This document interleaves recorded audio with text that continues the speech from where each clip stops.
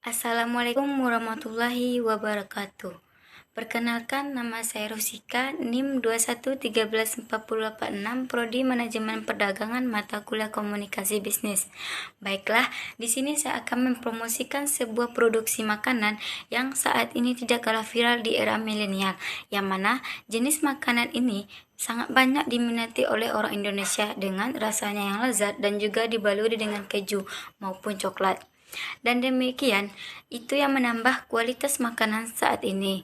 Dan dalam pembuatannya pun sangatlah mudah. Rasa yang digunakan dalam makanan ini sangatlah bermacam-macam. Kemudian, visi saya tertarik untuk membuat makanan mozzarella ini dapat meningkatkan nilai tambah bagi perekonomian masyarakat Indonesia, dan juga daya saing yang dihasilkan dari produk pangan ini juga makanan yang juga bersifat lokal tentunya sudah pasti teridentifikasi halnya. Misi saya dalam pembuatan makanan mozzarella ini dengan adanya jenis usaha dapat menciptakan berbagai inovasi dari produk yang dihasilkan dan bersifat pangan. Kemudian, jika kita membuka usaha ini juga bisa bekerja sama dengan berbagai akademis untuk dapat mensukseskan ketahanan pangan kita, baik yang nasional maupun internasional.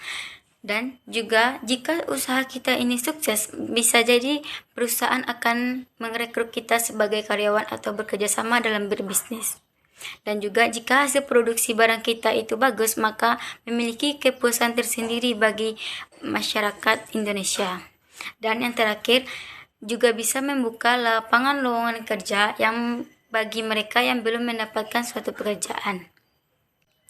Tujuan utama saya dalam menjalankan bisnis makan ini yaitu dapat menghasilkan omset yang sangat besar, yang mana setelah saya tanya ke beberapa orang dapat dengan mudah untuk memiliki keuntungan, yang mana mozzarella ini sudah dikenal orang mulai dari anak-anak sampai dengan dewasa. Produk ini dengan kualitas barang maupun rasanya sudah pasti enak. Kemudian, bahan dan alat yang dibutuhkan dalam pembuatan mozzarella. Yang pertama, gunakan 5 sendok makan tepung terigu.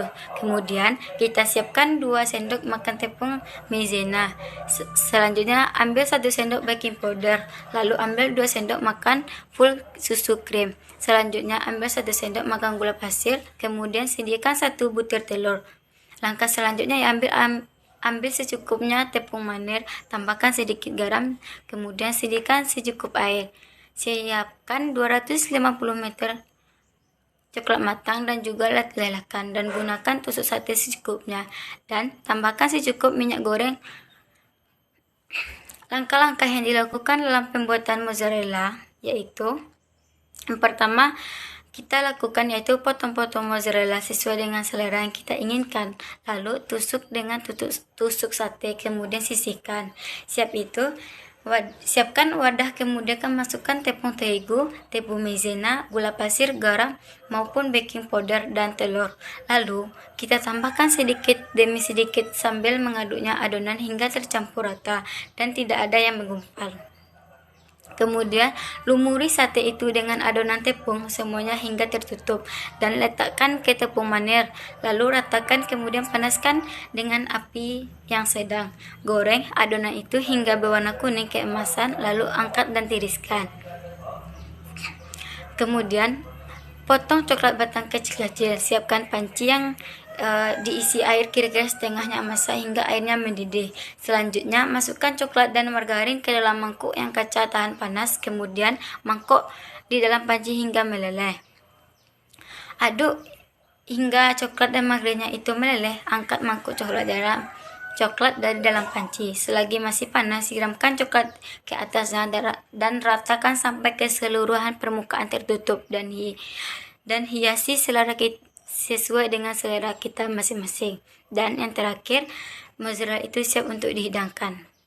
Proses produksi yang dijalankan seperti pertama kita lakukan yaitu persiapkan alat yang mana nantinya akan menunjang kelancaran kita dalam proses produksi, mulai dari alat yang kita gunakan dan hal yang harus kita lakukan terlebih dahulu sebelum nantinya memulai proses produksi itu, agar kita menghindari hal-hal yang tidak kita inginkan. Kemudian dalam memilih bahan-bahan tersebut, kita pastikan kualitas bahan yang kita pilih itu baik agar tidak mengecewakan oleh para pelanggan. Dan yang terakhir, pastikan sesuai pemotongan ukuran mozzarella ini sesuai dengan ukuran telah ditentukan agar tidak ada kesalahpahaman dalam ukuran pemotongan baik dari kecil maupun besarnya. Baiklah, hanya itulah presentasi yang dapat saya sampaikan pada saat ini. Kalau ada kurang dan salahnya mohon dimaafkan. Saya akhiri wabillahi taufiq wal hidayah. Wassalamualaikum warahmatullahi wabarakatuh.